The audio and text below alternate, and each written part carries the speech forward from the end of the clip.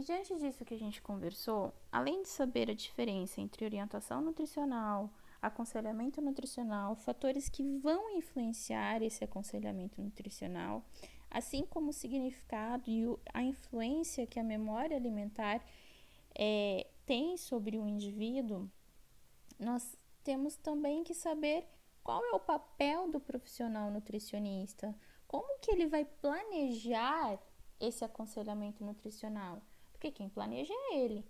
Então a gente tem que sentar e ver, analisar o passo a passo do desenvolvimento desse aconselhamento nutricional. Então são 5 passos que devem ser considerados. O primeiro, qual é o problema? É a primeira pergunta a ser feita.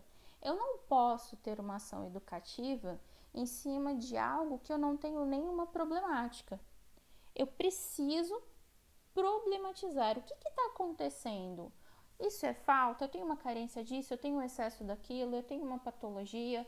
O que eu tenho necessidade? Então, eu primeiro preciso perguntar qual é o problema que deverá ser trabalhado nessa ação educativa? Que solução que eu preciso? Então, vai compreender o diagnóstico educativo a fim de conhecer as necessidades de intervenção. Eu não posso intervir em algo sem saber o que está acontecendo. Que nem briga de marido e mulher não se mete a colher. É a mesma coisa. Se você não sabe o que está acontecendo, não tem o que você fazer. Você precisa entender o problema para achar a solução. Identifique os problemas e as suas prováveis causas. Então, eu identifiquei o problema e vou atrás das causas. Por quê? Porque se eu sei o que causa o problema, vai ser 50% do caminho andado para resolvê-lo, talvez eliminando essas causas e trabalhando em cima delas para que essas causas sejam minimizadas. Comece a se pensar nas hipóteses para os próximos passos para o planejamento. Por quê? Eu diagnostiquei, eu tenho algo a ser feito, eu descobri o meu problema, então agora eu posso pensar em como resolvê-lo. Segundo ponto a ser considerado, segundo ponto a ser trabalhado, o que deve ser mudado?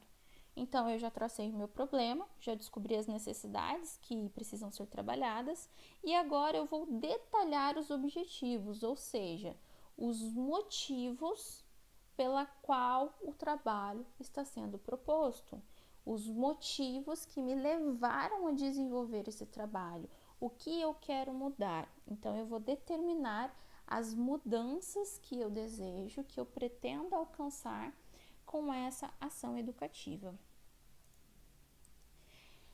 Terceiro ponto, o que fazer para que as mudanças sejam efetivamente realizadas? Eu preciso elaborar um conteúdo programático.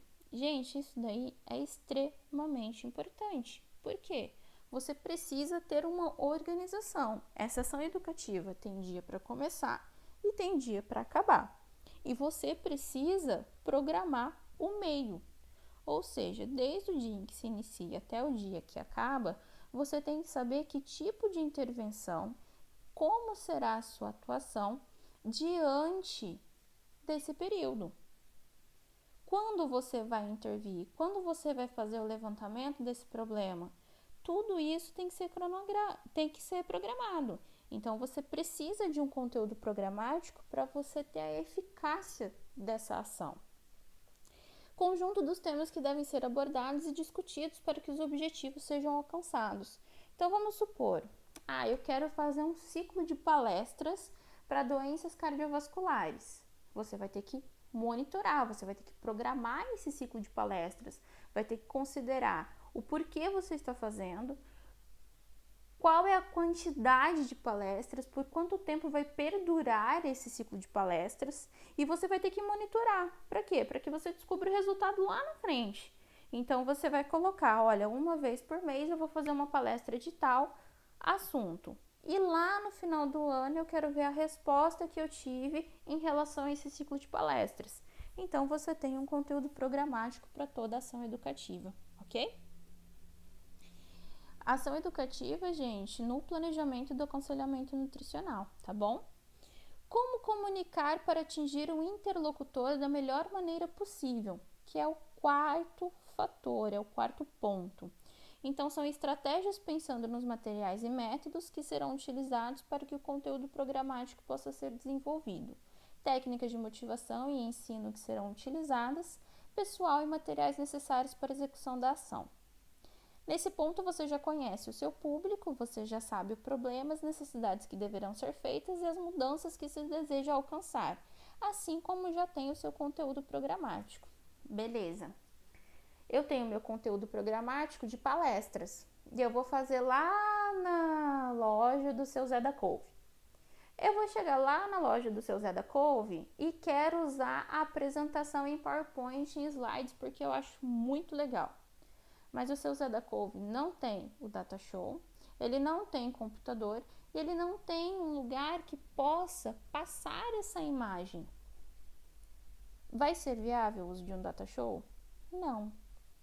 Então eu preciso conhecer o local para saber que materiais eu vou poder utilizar. Ah, mas aí não tem problema porque aí eu tenho meu data show, eu levo, tá tudo bonitinho. Tudo bem.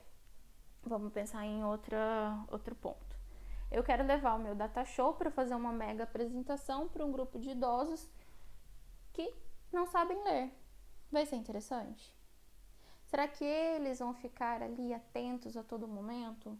Ah, eu quero levar um vídeo de 500 horas para um grupo de adolescente, que hoje em dia é tudo muito mais rápido, tudo tem que ser para ontem, mas para chegar a uma conclusão são 10 minutos até a próxima.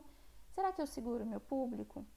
Então eu tenho que ver as técnicas, os materiais utilizados e eu também preciso ver o quê? Pessoal, será que eu tenho pessoas suficientes para fazer tal demanda?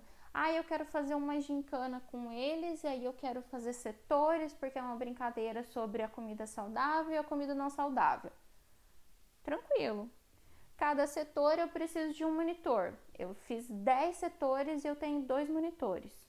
Eu tenho pessoal suficiente? Não. Então eu tenho que remodelar essas estratégias para que se encaixe nos materiais, nos métodos e na disponibilidade de pessoal daquele momento, tá bom? E o quinto fator é como analisar se os objetivos estão sendo alcançados. É a avaliação dos resultados obtidos com o processo. Deve ser um processo contínuo durante todas as etapas da ação em IAM. Pessoal, toda ação em IAM precisa ser avaliada. Eu preciso saber se a minha execução, a minha intervenção, ela teve algum valor, ela teve validade, ela teve eficácia. Então, eu preciso avaliar os resultados. Então, mesmo que eu tenha feito tudo o que eu já fiz, eu ainda preciso criar uma etapa de avaliação. Vai ser teste, vai ser prova, vai ser questionário, vai ser atividade. Ah, eu vou dar um desenho, eles vão colorir, por exemplo, com criança. A criança, ela tem 2 anos, ela não sabe ler. Eu posso dar desenho, eu posso conversar, eu posso pegar idosos e talvez aplicar o mesmo que eu aplicaria para crianças, porque como, né, tem até uma música que fala, o idoso é uma criança nascida faz tempo. Então a gente precisa entender que público que estamos trabalhando para também criar uma ferramenta de avaliação e ver se o planejamento, o aconselhamento nutricional teve o resultado que a gente queria. Se teve, perfeito, muito bem executado. Se não teve, talvez seja interessante eu pensar em uma outra ação de intervenção, ok? E aqui, mais uma figura que fecha o contexto, né? Questões fundamentais a se considerar previamente o aconselhamento nutricional. Então, qual é o problema? Em qual é o problema eu vou descobrir o quê? Diagnóstico educativo. O que deve ser mudado? São os objetivos para cumprir para a solução do meu diagnóstico educativo. O que fazer para que as mudanças sejam realizadas? Conteúdo programático. Eu vou criar o passo a passo do que eu quero fazer de intervenção.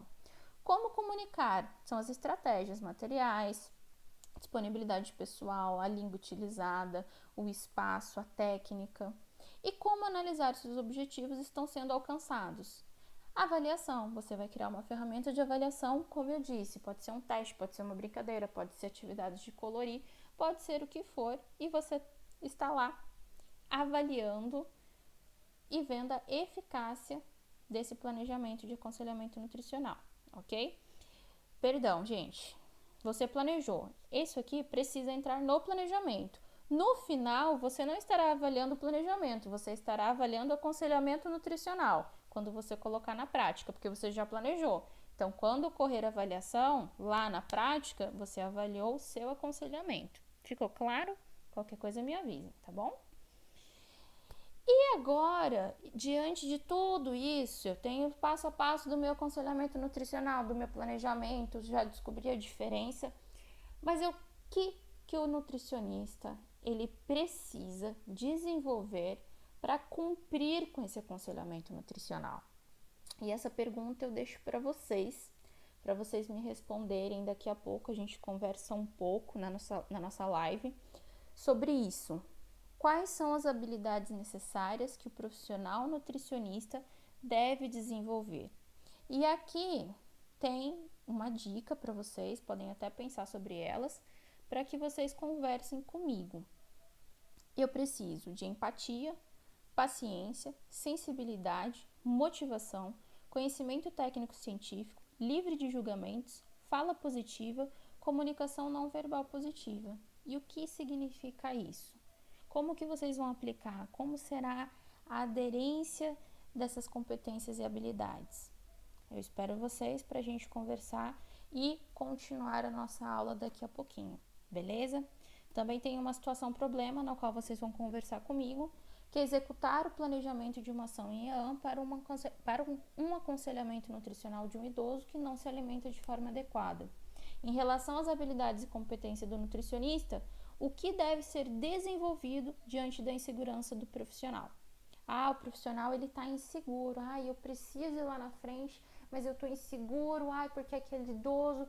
Então, que competências e habilidades devem ser desenvolvidas para auxiliar na insegurança do profissional, tá bom? Nos encontramos daqui a pouco. Até já já. Um beijo para vocês. Muito obrigada por hoje.